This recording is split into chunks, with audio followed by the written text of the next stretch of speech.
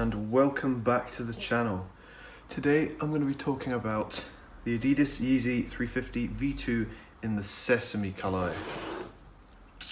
So here is two pairs. One is the retail pair, which is this pair on the right, and the left pair here is the replica pair.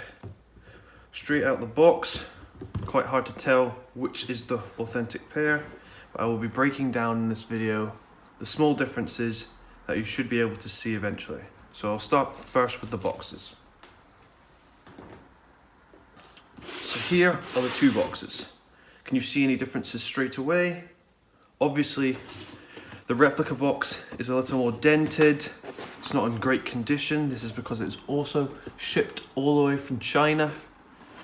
I'll give you a close-up of the retail and the replica stickers together. I will also go closer in on this now.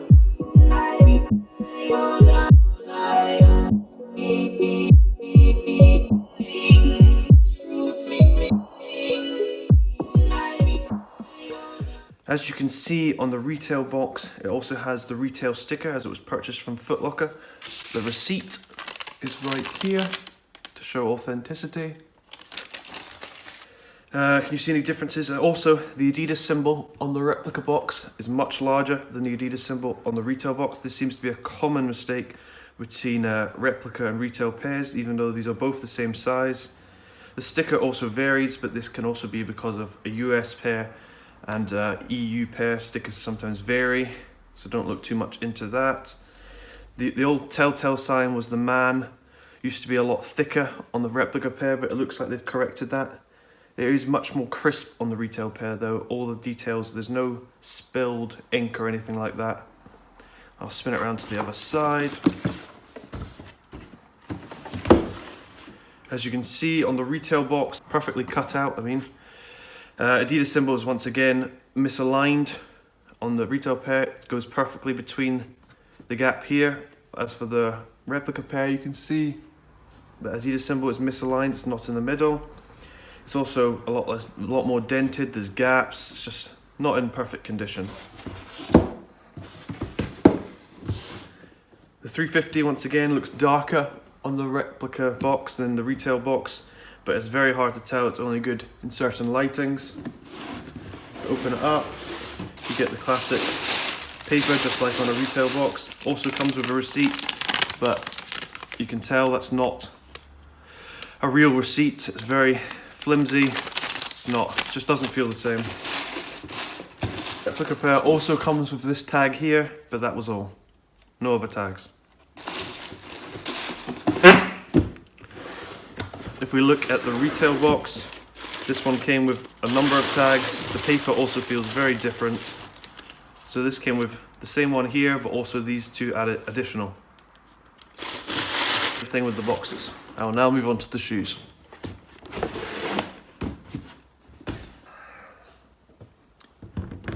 So here we have the two pairs of shoes. Which one do you believe is authentic and which one do you believe is the replica? I'll give you a few seconds to decide and then reveal the answer. So this one here is the authentic and this one here is the replica. What differences did you see? And I will now break down the differences that I can see. So if we look at the shape of the shoe first, I will go closer look into this as well. You can see there are slight differences in the shape. The replica pair is much more chunky, both at the toe and in the mid of the foot. If we look at the replica pair, we can see on the heel bump that is very different to a retail pair. On the retail pair, it curves inwards and then goes outwards to a slight heel bump, as you can see there. But on the replica pair, there is a very, very large heel bump. This doesn't often happen unless it has extreme wear on a retail pair. As for the shape here around the opening, it is much larger than on a retail pair, as you can see. The gap here from there to there is much larger than on an authentic pair, which is much closer. If we look at the three stripes at the back, I'll give you a closer look at this as well. You can see there are slight variances, mostly in color. This one has a silvery gray and this one is more of a silver white color. The stitching is also a lot cleaner on the retail pair than on the replica pair, and it's also wider. the gap here is much wider. So you can see the gap between the stripes and the corner is very thin on both sides on the replica pair, but on the retail pair, the gap is much larger on both sides. If we're looking at the overall colour, there is really hardly any difference. I would say this is very slightly a darker shade. The replica pair is a very slightly darker shade than the retail pair, but that is almost impossible to tell. If you look at the stitching along the front, the stitching on the retail pair is a lot lighter than the stitching on the replica pair. The replica pair, the stitching is almost the same colour as the entire prime knit, So the stitching on the retail pair is a lighter colour and stands out a bit when bright lights shine on it. If we look at the pull tabs on both sides, there's not much difference. I would say the pull tab on the retail pair is lighter again than the replica pair. The stitching is a different colour at the heel, much lighter colour than the darker shade used on the replica pair. If we look at the toe, so I'll keep the retail pair on this side, you can see the toe, there's very little difference. The gum colour is slightly different. This is emphasised at the heel, which I'll show you. So at the heel, you can see a difference in colour from the replica to retail pair. Hope this shows up on the lighting. On the retail pair, it's more of a see-through gum colour than on the replica pair. The replica pair is much more cloudy. You can't really see the boost through it, but on the retail pair, you can clearly see where the boost starts and ends. So I think it's a nice touch. I think this is one of the nicest colourways they've produced. Wasn't that hyped because a lot of pairs were actually produced and they were very easy to get. Some stores they keep restocking, but to me this is one of the nicest colours. I'll now give you a quick look at both the retail pair and the replica pair before I go into the boost of both shoes.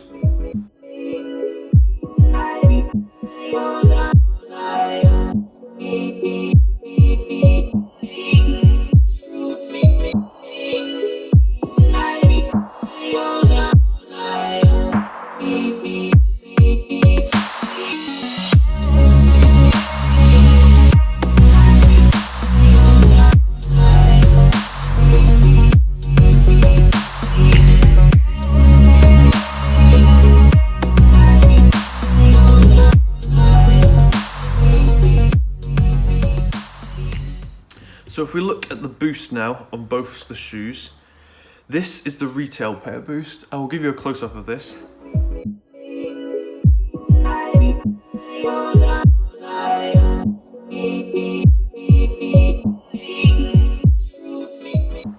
This is in fact not the updated boost. So for some pairs, they did not use the updated boost on the Sesames, mainly because of the factory it was produced. And if we look at the replica pair, they've also tried to replicate the same boost that I just talked about. As you can see, there are slight differences. On the replica pair, the boost is much more texturized. You can see the different grains on the boost. Whereas the retail pair, the boost is much more smooth. I would say the replica pair has a harder feel to it than on the retail pair, but that's always normally the same. As you can see, the gum colour is definitely different. You can see this clearly on the bottom. If you look at the boost at the bottom, where it's written, you can see there's a slight difference in the text used, but this is almost unnoticeable, and you would never see this on foot, so it would be impossible to tell. I will now look at the insole and the inside of the shoe. So if we take out the paper on both of the shoes, as you can see, the paper is very different. This is a more plastic feel to the paper. This is just a classic tissue on the retail pair. If we look at the insole, on the insole, I would say very much the same color, very much the same feel to them. I would say the authentic insole is a slightly thicker insole, slightly more sturdy and not as flimsy as the replica pair. There might actually be slight colour differences. On the replica pair it seems more grey, and on this it seems like a stone kind of colour. If you look at the print of the Adidas and the Yeezy on both, they're both printed very well. I would say the replica pair, the stripes on the Adidas symbol are not as clear as on the retail pair. Slight differences. The Adidas print on both heels, as you can see. I'll give you a close-up of them as well.